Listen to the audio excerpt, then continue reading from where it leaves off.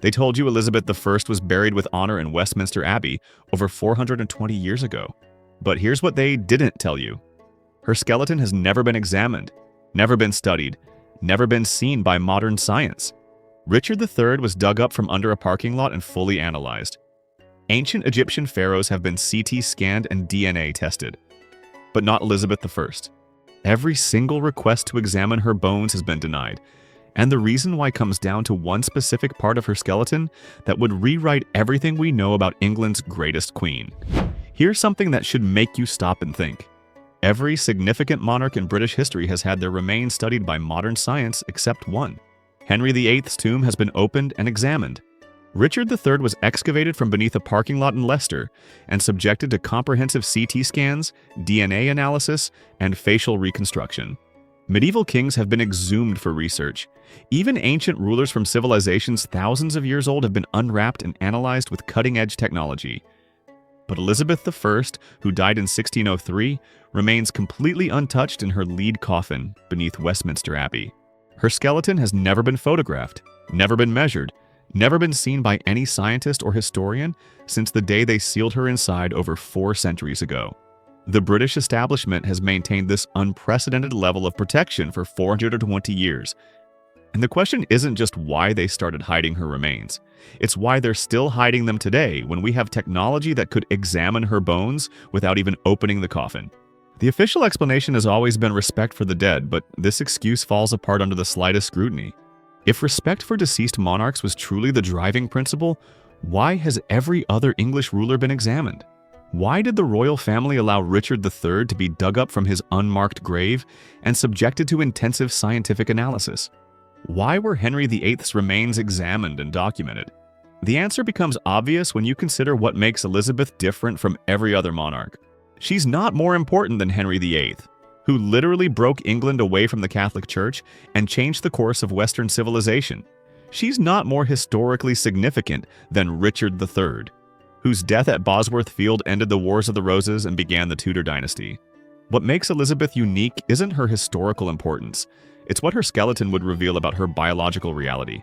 In 1952, historians formally petitioned to examine her remains during the coronation of Elizabeth II. The request was denied without explanation.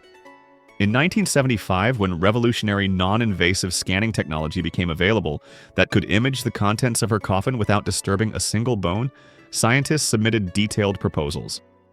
Denied again. In 2003, on the 400th anniversary of her death, multiple prestigious universities offered to fund comprehensive research using the most advanced, respectful methods available. Every single request was rejected. Think about what this pattern of denial really means. We're not talking about a few rejected requests over a short period. We're talking about 70 years of consistent, absolute refusal to allow any examination whatsoever, despite constantly improving technology that makes the process less invasive with each passing decade. The people making these decisions aren't the same individuals who sealed Elizabeth's coffin in 1603. They're modern administrators, historians, and royal advisors who have no personal connection to Tudor-era secrets. Yet they continue to protect that skeleton as if their lives depend on it. They continue to deny requests that other monarchs' remains have been subjected to without controversy. They continue to hide something that every other dead king and queen has been required to reveal. Whatever is in that skeleton isn't just historically interesting, it's still politically dangerous after more than 4 centuries. And understanding what bones can tell us makes it clear exactly why they're so afraid. But before we get to the specific skeletal evidence, we need to understand the science of what human bones actually reveal. Your skeleton is a permanent record of your biological reality. Long after soft tissue decomposes, after organs fail, after DNA begins to degrade, your bones remain as evidence of who and what you were. Forensic anthropologists can examine a skeleton and determine your biological sex with remarkable accuracy. They can estimate your age at death within a few years. They can identify diseases you suffered from, injuries you sustained, even aspects of your diet and lifestyle. Modern science has made skeletal analysis so precise that researchers can extract information our ancestors never imagined possible. But here's what matters most for our investigation. Biological sex is written into bone structure in ways that cannot be hidden, cannot be altered, and cannot be explained away. The human skeleton displays what scientists call sexual dimorphism. meaning males and females develop distinctly different bone structures. These aren't subtle variations that require sophisticated equipment to detect. These are obvious, dramatic differences that any trained observer can identify immediately. Male skeletons are typically larger overall with thicker, denser bones. Female skeletons tend to be lighter and more gracile. Male skulls have more pronounced features, female skulls are smoother and more rounded. But none of these characteristics compare to the single most reliable indicator of biological sex in the entire human skeleton. The pelvis is the smoking gun. If you want to determine whether a skeleton belonged to a biological male or biological female, you look at the pelvis first, and in most cases, you don't need to look at anything else. Forensic anthropologists can determine biological sex from pelvic bones alone with 95% accuracy. And when they examine the entire skeleton, including the pelvis, that accuracy rises even higher. The reason the pelvis is so definitive comes down to fundamental evolutionary biology. Female pelvises evolved to accommodate childbirth, which requires a specific structural design. Male pelvises evolved for mobility and strength, resulting in a completely different shape.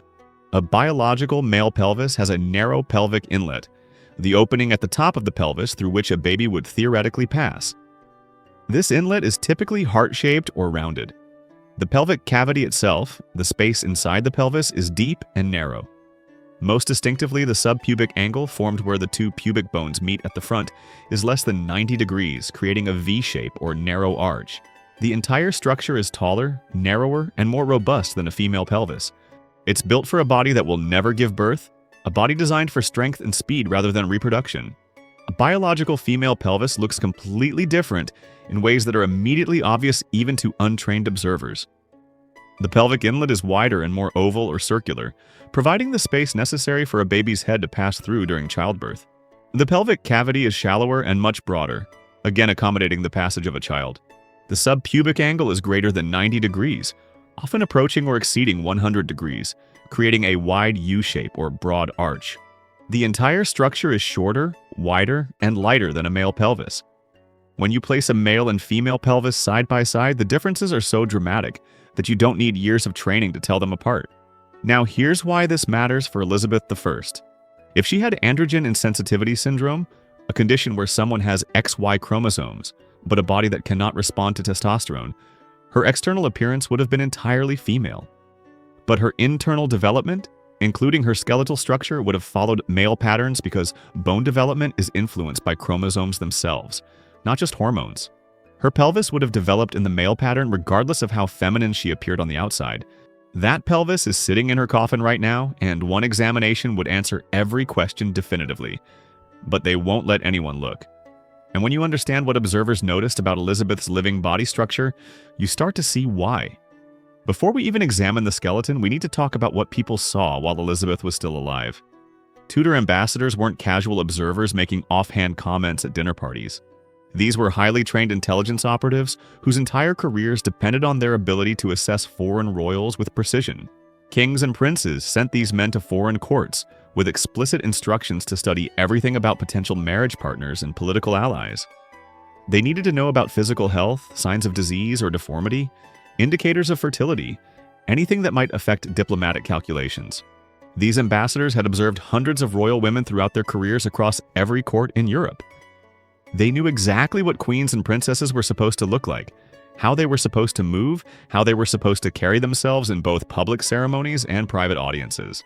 Their observations weren't personal opinions, they were professional intelligence assessments based on years of training and experience.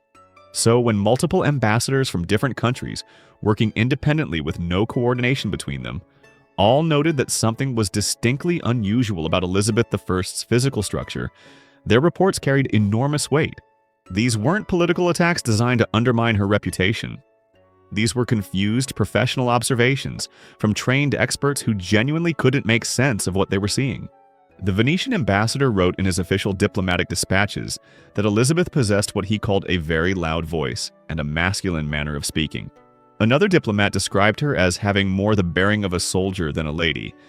But the most disturbing report came from a Spanish envoy whose career effectively ended after he wrote 7 words in an encrypted dispatch to the Spanish court.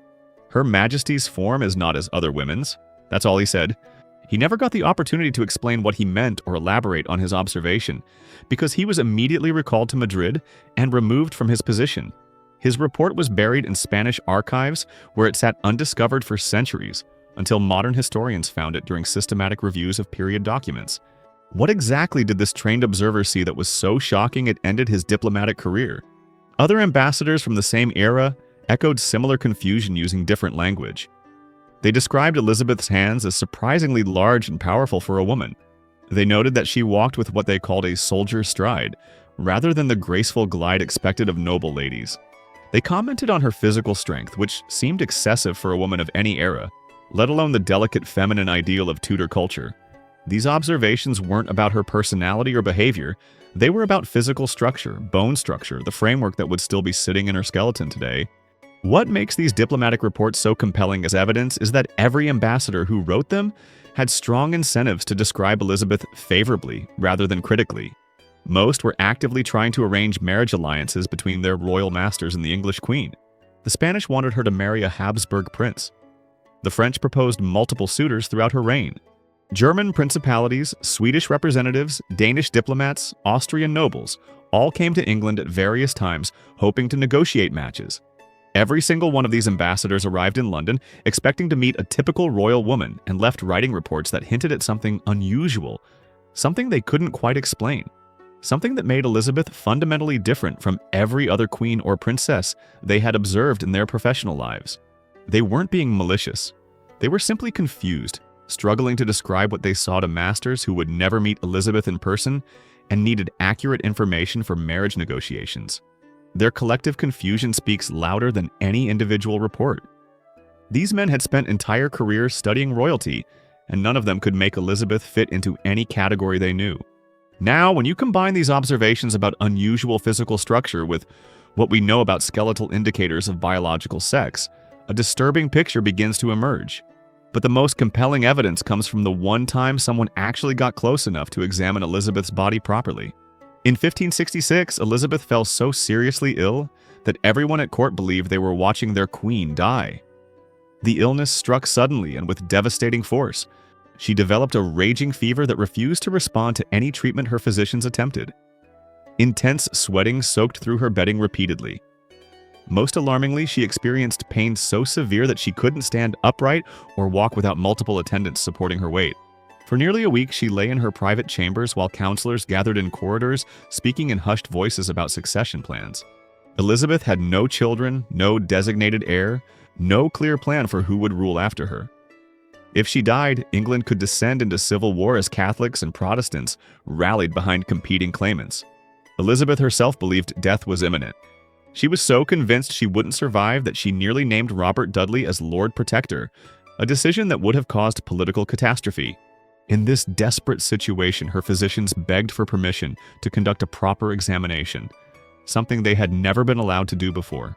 Under normal circumstances in Tudor England, thoroughly examining the Queen's body would have been absolutely unthinkable, a violation of royal dignity so severe that no physician would dare suggest it.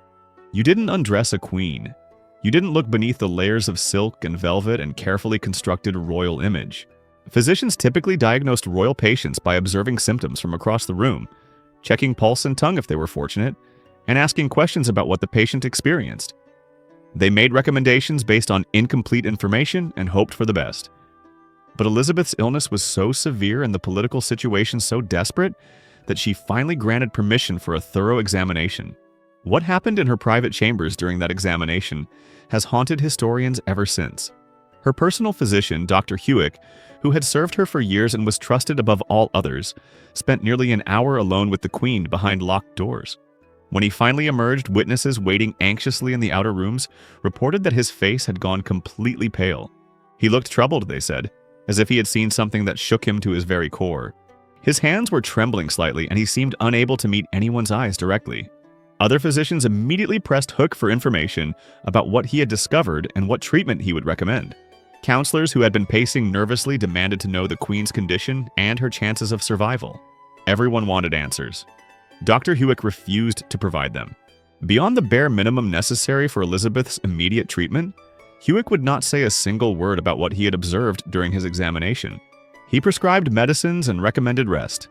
He insisted on certain dietary modifications and environmental changes to her chambers. But he would not explain his diagnosis. He would not describe what he had seen. He would not discuss any aspect of the examination with fellow physicians, royal counselors, or anyone else who pressed him for information. In the days and weeks that followed, as Elizabeth slowly recovered from her mysterious illness, Hewick became increasingly withdrawn from court life. He stopped attending social functions expected of someone in his position. He avoided conversations with medical colleagues who wanted to discuss interesting cases. When other physicians attempted to consult with him about the Queen's ongoing health, he would change the subject abruptly or simply walk away. Whatever he had seen in that examination room had affected him so profoundly that he could not discuss it even with trusted professional colleagues. A year later, Dr. Hewick was dead. The official cause recorded in death registers was sudden fever, a convenient diagnosis that explained nothing and prevented further inquiry. His medical notes and personal papers were never found. If he had written anything about what he observed during that examination, anything that might explain his shocked reaction and subsequent silence, it vanished with him into the grave. The only physician who ever properly examined Elizabeth's body took whatever he discovered to his own coffin. And now both secrets lie buried and protected by centuries of silence. Now let's talk about specific skeletal evidence that could be measured and analyzed if anyone were allowed to examine Elizabeth's remains. Start with height, because this is one of the most telling indicators and one that historical records document clearly. Average female height in Tudor England was approximately 5 feet 2 inches. Women were significantly shorter than they are today due to nutrition, disease, and general living conditions. Even noble women with access to better food and healthcare rarely exceeded 5 feet 6 inches. Elizabeth I was consistently described as notably tall, standing above many of the men at her court. Various sources place her height at approximately 5 feet 10 inches, possibly even taller. That's an 8-inch difference from the average woman of her era, a massive statistical outlier that demands explanation. Here's why this matters from a skeletal perspective. Height is determined primarily by the length of your long bones, particularly the femur in your upper leg and the tibia in your lower leg. These bones grow during childhood and adolescence, and their final length is influenced heavily by chromosomal sex. Individuals with XY chromosomes typically grow taller than individuals with XX chromosomes, even when other factors like nutrition and health are identical. This height difference persists even in individuals with androgen insensitivity syndrome. People with complete AIS have XY chromosomes, but bodies that cannot respond to testosterone. They develop along entirely female lines externally, but their long bones still grow to lengths typical of XY chromosomal patterns, because bone growth is influenced by the chromosomes themselves, not just by hormones. AIS individuals are typically significantly taller than average XX females, often matching or exceeding average male height. Elizabeth's exceptional height fits this pattern perfectly. If researchers were allowed to examine her skeleton, they could measure her femur, tibia, humerus, and other long bones with precision. They could compare these measurements to databases of Tudor-era skeletons to see exactly how unusual her height really was. They could analyze the proportions between different bones to see if they match typical female patterns or typical male patterns. They could examine the thickness and density of the bone shafts. All of this data is sitting in that coffin right now, waiting to be measured, waiting to confirm or deny what those Tudor ambassadors noticed when they described her as unusually tall and physically powerful. But measuring long bones for height analysis is just the beginning. The real evidence, the definitive proof, comes from examining the skull and especially the pelvis. Human skulls display clear sexual dimorphism that forensic anthropologists use to determine biological sex. Male skulls tend to be larger overall with more robust features. The brow ridges above the eyes are more pronounced and project forward. The forehead tends to slope backward rather than rising vertically. The jaw is typically larger and more square with a more prominent chin. The mastoid processes, the bony projections behind the ears where neck muscles attach, are larger and more pronounced. The neutral lines at the back of the skull where additional neck muscles attach are more heavily developed. Even the eye orbits tend to be more square in males compared to more rounded in females. Female skulls are generally smoother and more gracile. The brow ridges are minimal or absent. The forehead rises more vertically. The jaw is smaller and more rounded. The mastoid processes are smaller and less prominent. The overall appearance is lighter and less robust. Now, these skull features aren't as definitive as pelvic structure. There's more overlap between male and female skulls than between male and female pelvises, but they still provide valuable supporting evidence. If Elizabeth's skull showed predominantly male characteristics, pronounced brow ridges, a sloping forehead, robust jaw, large mastoid processes, it would corroborate other evidence pointing toward XY chromosomes. Combined with the height data from long bones and the definitive evidence from the pelvis skull analysis, would contribute to a complete picture of Elizabeth's biological sex. Every one of these measurements is possible with modern technology. Every one of these features could be examined without even opening her coffin. But we're not allowed to look.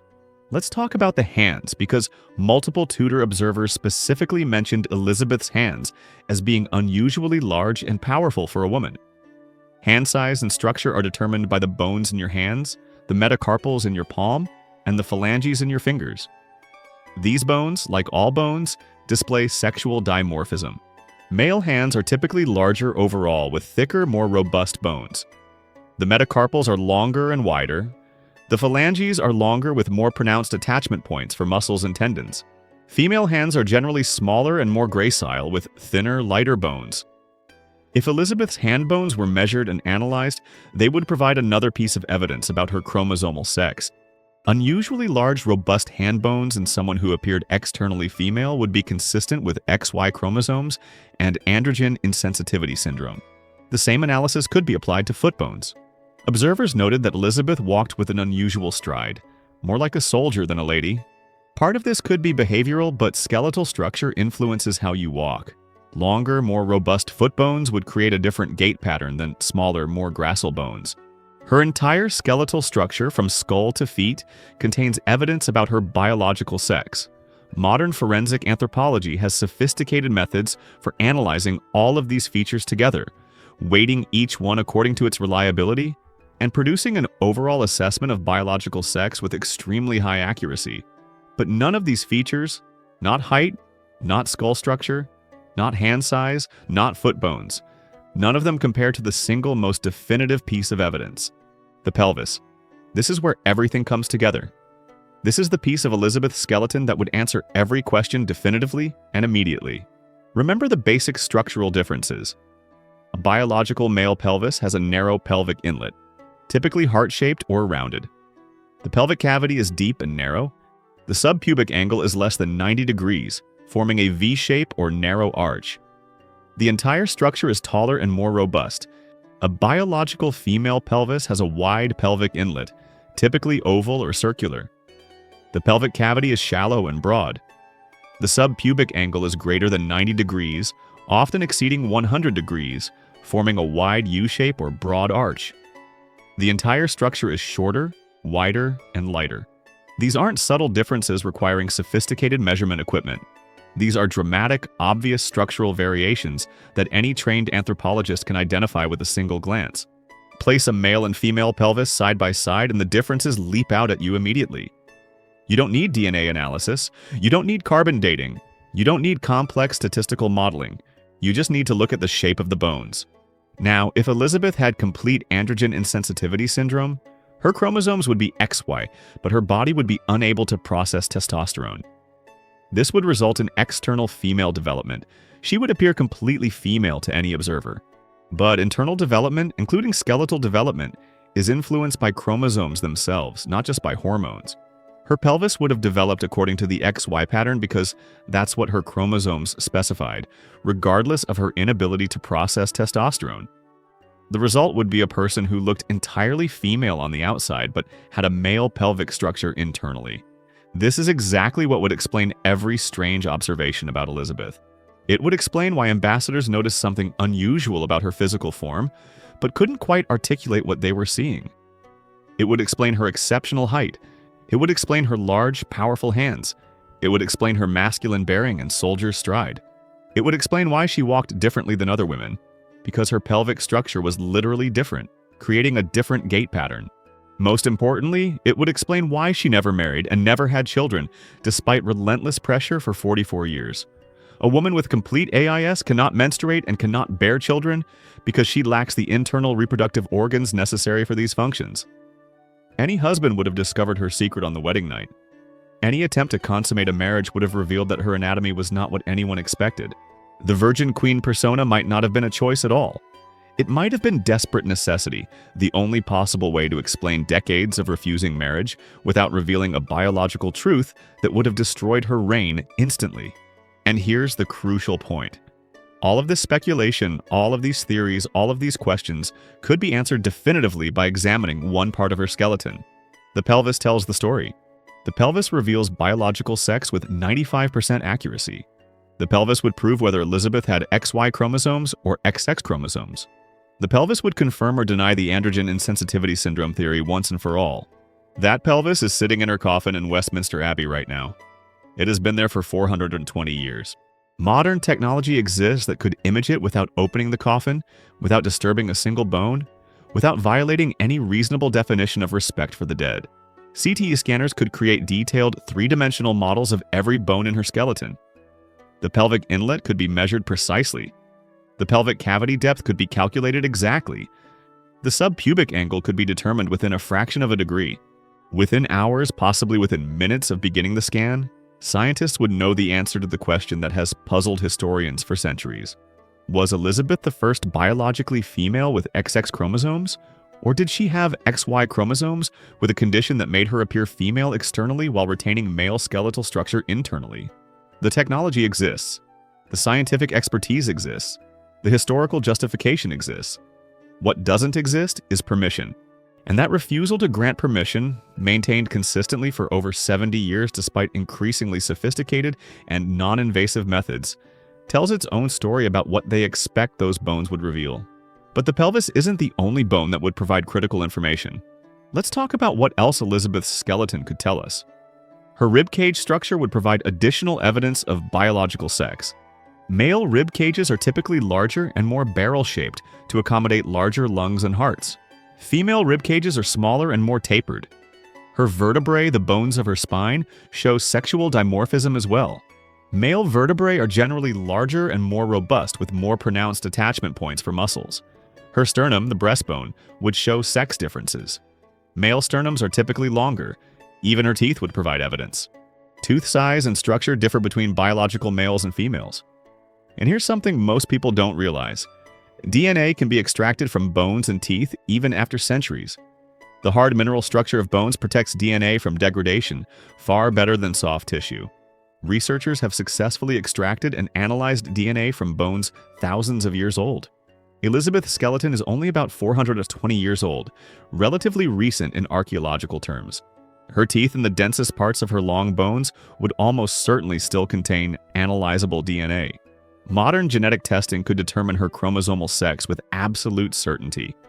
They could sequence her entire genome if they wanted to. They could identify any genetic conditions she might have had. They could confirm or deny androgen insensitivity syndrome or any other intersex condition. They could settle every question about her biological sex once and for all. The scientific methods exist and have been proven on countless other historical remains. In 2012, researchers extracted DNA from Richard III's bones and used it to confirm his identity by matching it to living descendants. They analyzed his entire genome and identified genetic traits. They determined his hair and eye color from his DNA. They identified his susceptibility to certain diseases. All of this from a skeleton that had been buried for over 500 years. Elizabeth's remains are newer, better preserved due to the lead coffin, and would be even easier to analyze. Yet every request to do so has been denied. Every proposal for DNA analysis has been rejected. Every suggestion of non-invasive examination has been refused. The pattern is clear. The British establishment doesn't want anyone analyzing Elizabeth's skeleton because they know what it would reveal. They know that modern forensic anthropology would examine her pelvic structure and immediately identify whether it's male or female. They know that DNA analysis would reveal her chromosomal sex beyond any possibility of doubt.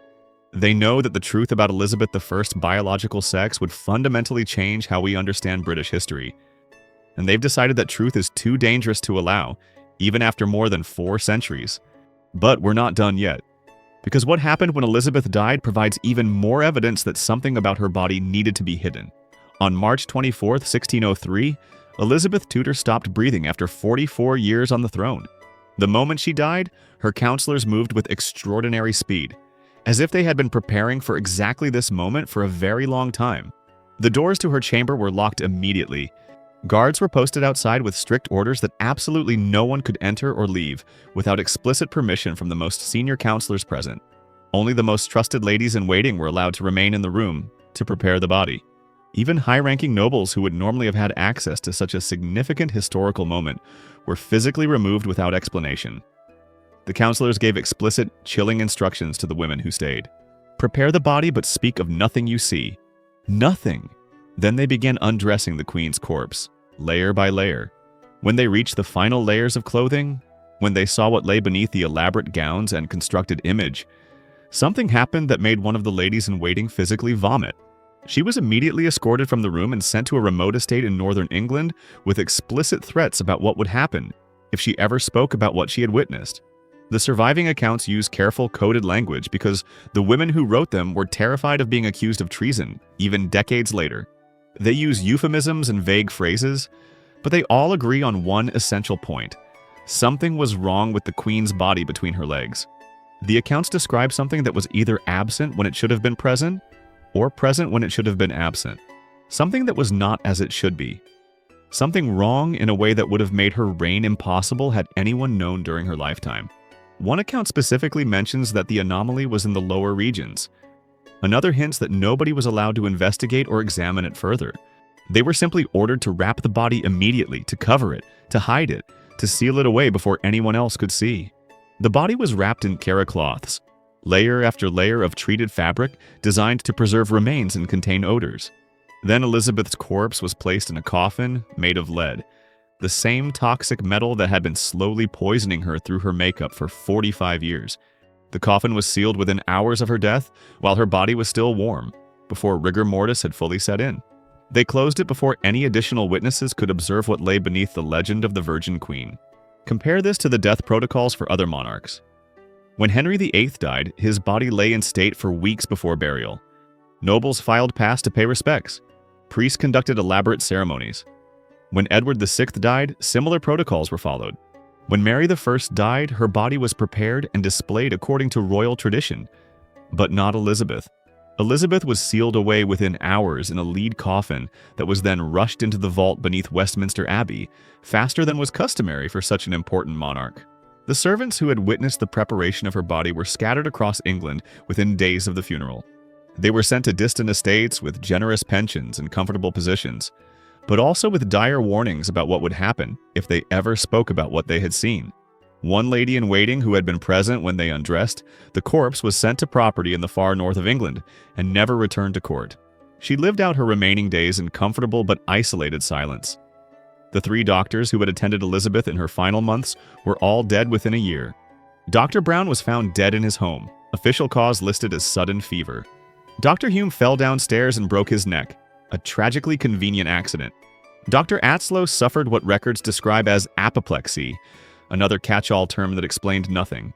All 3 men who had the most intimate medical knowledge of Elizabeth's body, who might have examined her or observed things others missed, who could have written memoirs or confided in colleagues, all dead before they could say anything. Their deaths eliminated every witness who had professional medical knowledge of what Elizabeth's body actually looked like beneath her clothes. Then came the final act of protection. James VI of Scotland became James I of England and began the Stuart dynasty. He had every reason to diminish Elizabeth's memory. She had kept his mother, Mary Queen of Scots, imprisoned for 19 years before ordering her execution. Yet one of James's earliest acts as king was to issue explicit orders that Elizabeth's remains were never to be disturbed, never to be examined, never to be moved from their resting place under any circumstances. Now, let me ask you something. If you've watched this far, if you've followed this evidence from the sealed tomb, to the denied requests, to the ambassador's observations, to the pelvic structure that would reveal everything, you understand that we're talking about potentially one of the greatest secrets in British history. The truth is in those bones. The answer is in that pelvis.